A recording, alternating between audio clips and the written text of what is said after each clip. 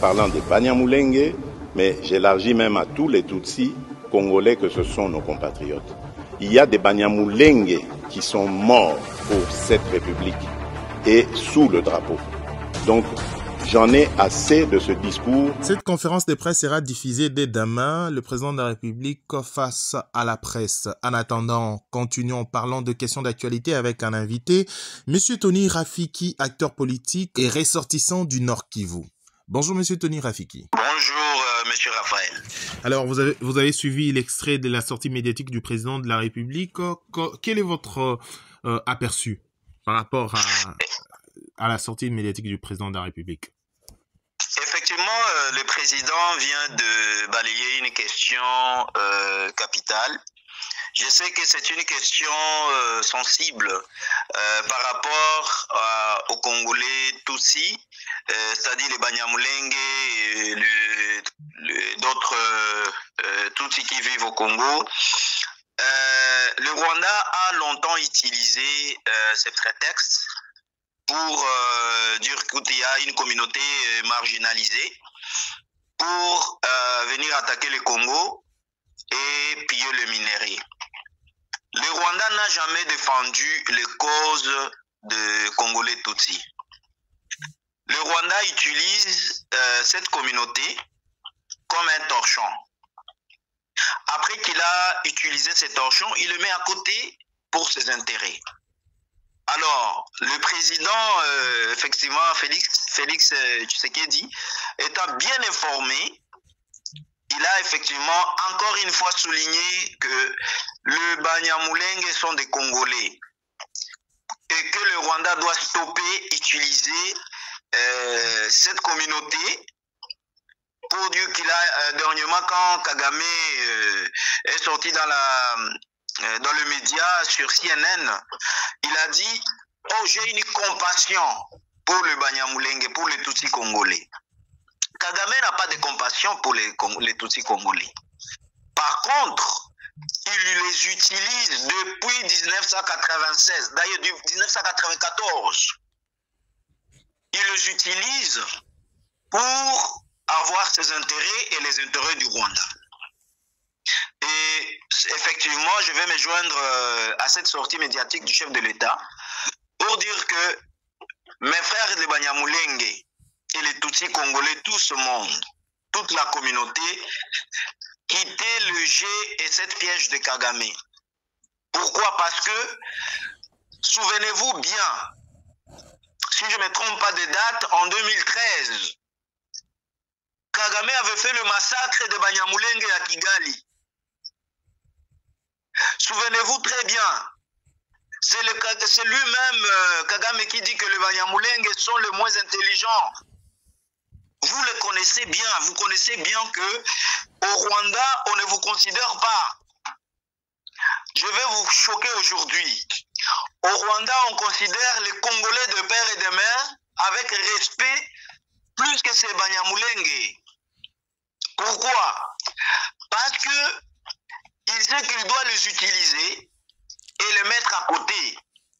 Et alors, le président, comme commandant suprême, comme garant de la Constitution, il doit assurer la sécurité à tout le monde.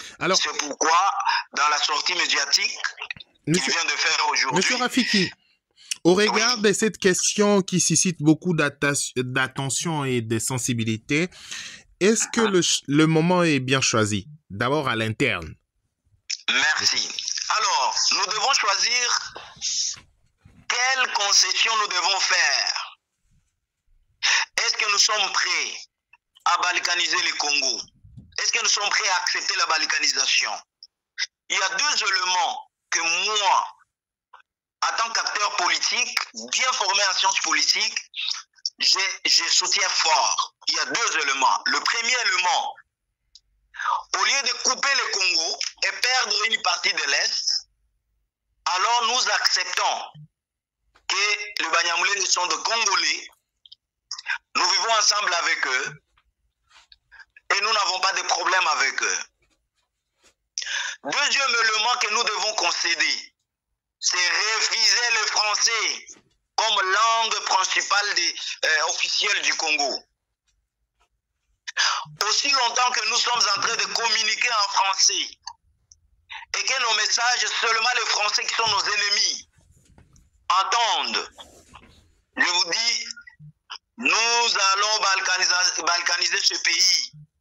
Il est temps que notre président Félix puisse proclamer ouvertement que le français est une langue officielle et l'anglais est aussi une langue officielle. Désormais, le Congo est un pays bilingue. C'est-à-dire nous allons toujours communiquer en français et en anglais. Nous sommes une réserve de ressources stratégiques du monde. Comment expliquer que nous sommes seulement enfermés dans une langue française qui nous bloque le chemin? Pour qu'un Américain, un Chinois, un Européen puisse écouter ce qu'on a dit, il faut qu'il cherche un interprète. Nous devons abandonner ce truc-là. Deuxième chose, quand je parle d'accepter que le Banyamulenge sont des Congolais, parce que c'est ce que l'ennemi utilise. Et le monde actuel, la communauté internationale est très sensible lorsque une communauté est marginalisée. C'est ce que Poutine utilise pour attaquer l'Ukraine en disant que les Ukrainiens d'origine russe sont marginalisés en Ukraine. C'est pourquoi il est allé les défendre. Nous devons accepter, vivre avec eux. Partout dans le monde, on accepte maintenant d'autres personnes venir s'intégrer dans leur communauté, que cela soit aux États-Unis, que cela soit en France, que cela soit en Belgique. Les Congolais vivant en Belgique, on leur a donné même une entité qu'on appelle Matongé. La Belgique les accepte.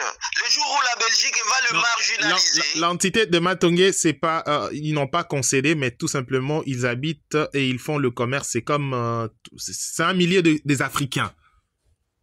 Exactement. Mais la Belgique, si la Belgique peut arrêter cette affaire de commerce où on va les Chikwang, on va les Sombé et les autres, pensez-vous que le sombé qu'on vend à Matongé, c'est un sombé approuvé par la santé publique de la Belgique?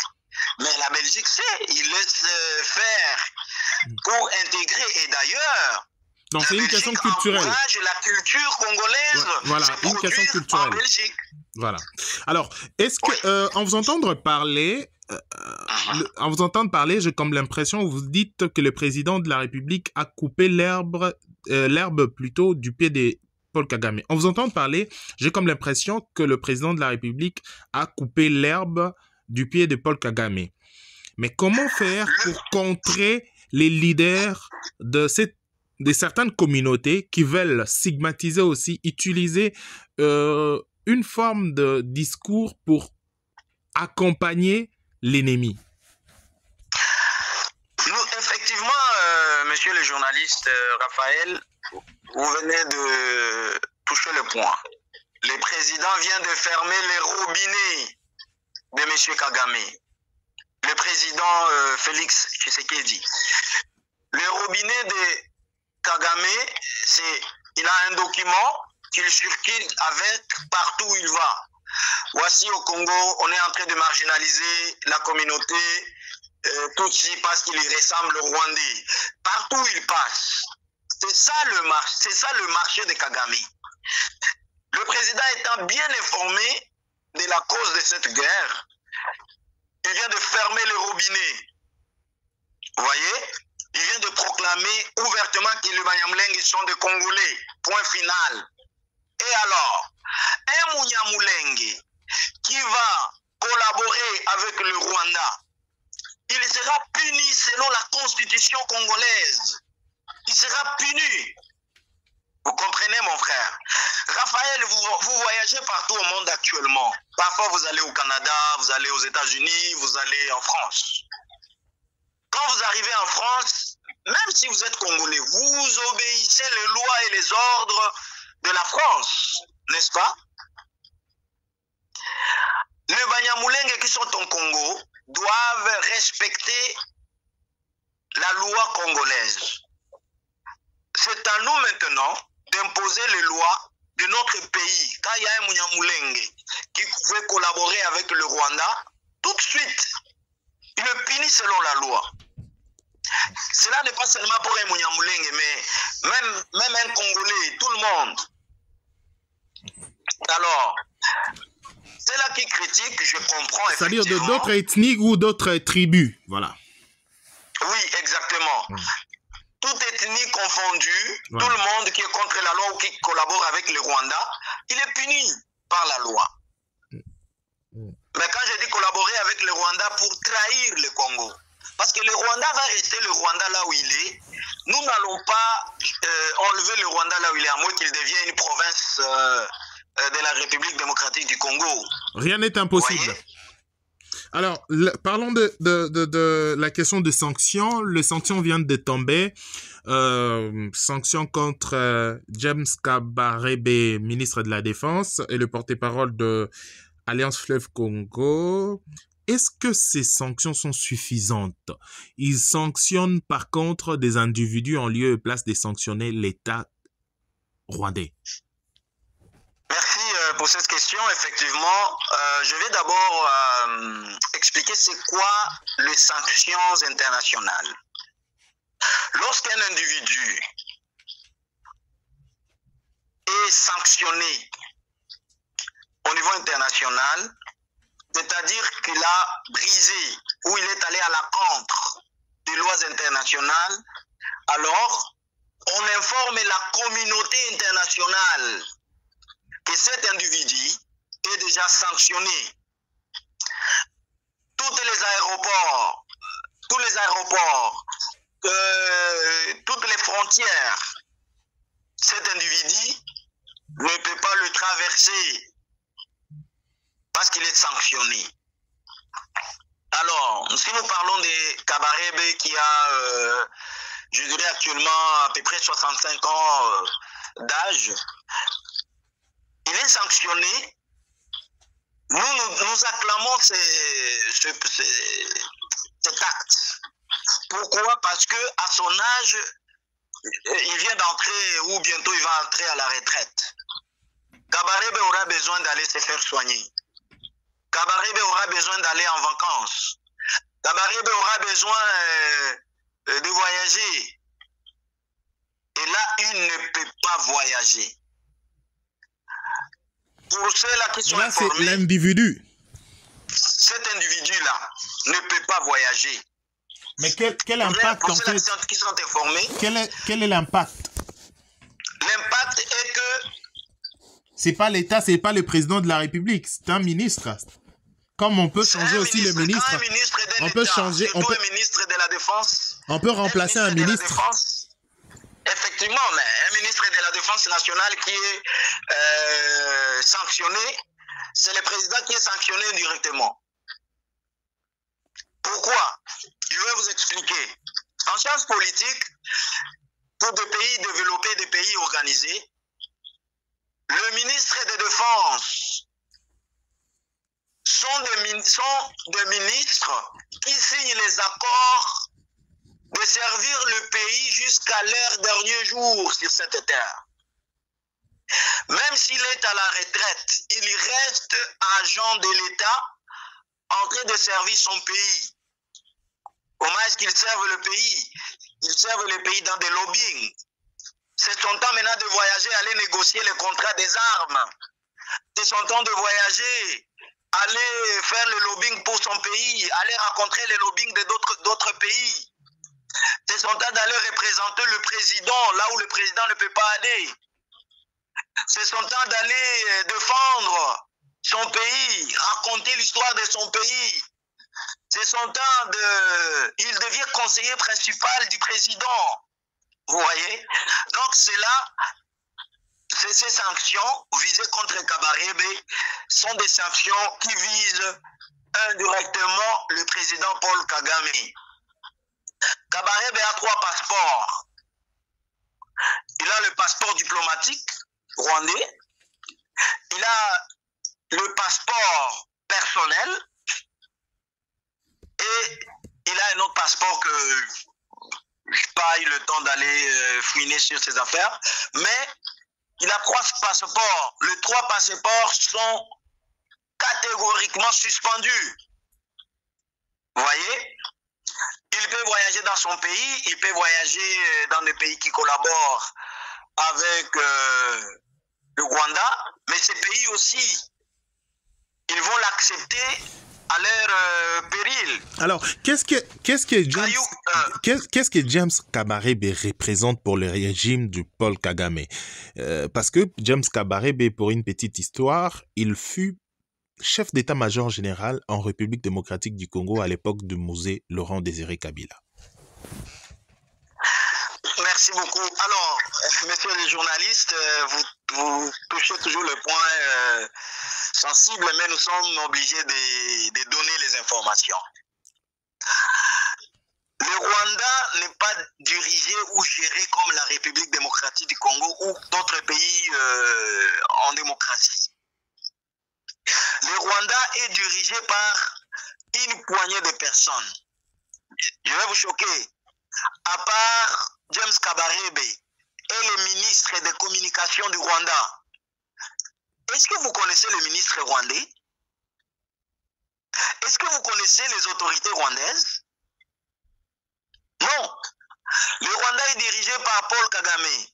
Le Rwanda est dirigé par James Kabarebe. Le Rwanda est dirigé par Mushikiwabo, qui est secrétaire de la francophonie. Le Rwanda est dirigé par leur... Donc, il y a seulement pas plus que 5 personnes au Rwanda. 5 qui dirigent tout le pays. Je ne sais pas si vous me suivez, chers journalistes. Je vous entends. Le Rwanda est dirigé par une poignée de personnes. C'est-à-dire que James Kabarebe représente un élément du haut rang dans le régime de Kagame. C'est un conseiller de premier rang de Kagame. Vous voyez? En matière de sécurité nationale et internationale, Kagame et James Kabarebe est le point moteur de ce régime. Kabarebe a été le général chef d'armée de la République démocratique du Congo. Donc, quand il y a des questions stratégiques sur le Congo, effectivement, on ne peut rien faire sans James Kabarebe. Donc, c'est lui qui est le commanditaire de plusieurs faits de la République démocratique du Congo. C'est Kabarebe qui prend son téléphone pour appeler nos généraux, pour les gens qui ne le savent pas. C'est Kabarebe qui prend le téléphone et communique avec les FDLR. C'est Kabarebe qui prend son téléphone et communique avec les généraux rwandais. C'est Kabarebe qui est toujours à la commande de la guerre du M23 AFC. Merci, Monsieur Tony Rafiki. Je rappelle que vous êtes acteur politique en République démocratique du Congo. Vous êtes également ressortissant du Nord Kivu. Oui. Alors, on n'a pas parlé, monsieur le journaliste, si vous me permettez. Voilà, vous avez 1 minute pour mettre terme. Oui, on n'a pas parlé de Kayuka. Kayuka il a une nationalité, effectivement, de l'Angleterre. Il vient de l'Angleterre. C'est là qu'il vivait, quoi qu'il soit originaire de la République démocratique du Congo. Il a son business là-bas, il a un petit commerce là-bas, je pense, et tout est bloqué pour lui. À son âge, à 55 ans, il a déjà une famille. Il vient de mettre sa famille dans une condition très difficile. Donc, les sanctions que les États-Unis viennent d'imposer sur ces individus sont louables. Pourquoi pas sanctionner directement Corneille Nangaa? C'est lui le protagoniste, c'est bien connu. Effectivement, Koné n'a son dossier sur la table à la CPI, parce que le ministre de la Justice, n'oublie pas, il a déjà rédigé ce qu'on a dit en anglais, un statement contre lui, et c'est sur la table, les investigations sont en cours, et bientôt, vous allez attendre qu'il est sanctionné. Mais moi, je dirais que ces sanctions ne devaient pas nous distraire. Nous devons nous organiser sur le terrain, nous devons avoir une mobilisation forte et nous battre et nous défendre. Pourquoi? Parce que si M23 prenait Kinshasa, toutes ces sanctions seront inutiles. Donc nous devons nous défendre, nous ne devons pas être distraits par les sanctions, mobilisons-nous et défendons notre territoire national. Merci, monsieur Tony Rafiki. Je rappelle que vous êtes acteur politique. Vous étiez candidat aux dernières élections en République démocratique du Congo. Vous êtes ressortissant du Nord Kivu. Merci, ça n'est fini pour cette édition. Merci de l'avoir suivi. Retrouvons-nous prochainement pour une nouvelle édition.